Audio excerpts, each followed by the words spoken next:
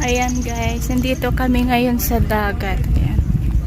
Hindi ako makalapit sa dagat kasi nakasapatos lang ako. So marami din ditong namimingwit ng mga isda. Nagsuswimming, tapos namamangka. Yan sila yung mga Tapos kami naman nagpunta lang kami dito mag-picnic lang kami. Bali standby lang kami dito. Wala man kaming balak maligo ng dagat. Yan. Bahagi ko lang kung saan kami ngayon. Ang fresh ng hangin ngayon guys. Ipasyal ko kayo dun banda. Yan. Try natin pumunta dito. Pwede naman. So ayan guys, nandito kami ngayon sa dagat. Ayan. Ayan.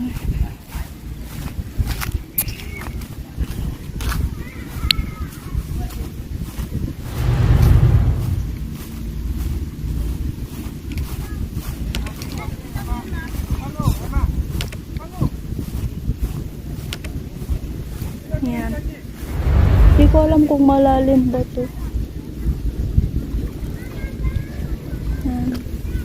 Gaya din siya ng Pilipinas guys, yung dagat dito kasi hindi man siya ganun kalinis.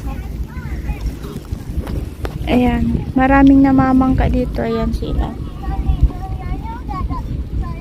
Doon sila. Tapos yung mga nanguhuli ng isda dyan naman sila park. So ayan guys. Marami ding mga Pilipino dito. Ayan mga naglalagay ng mga tent doon kasi ayan ang langit. Parang nagbabadyang uulan siya. Pwede siyang mag-ihaw-ihaw dito guys. Ayan magdala lang kayo ng ihawin nyo at saka yung ang tawag dito yung uling. Kasi hindi ata hindi siya free dito. Ikaw ang magdala lahat. Basta may available lang siyang ihawan dito. Ayan guys.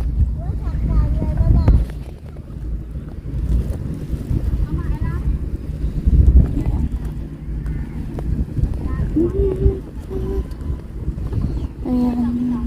Ayun. Akala ko tulog si Ma. Ayun, nakaupo na siya. So, ayan. Punta na tayo doon. Maraming batang naglalaro dito. Ayan mga. So, yun lang guys. Pinasyal ko lang kayo kung asan kami banda. So,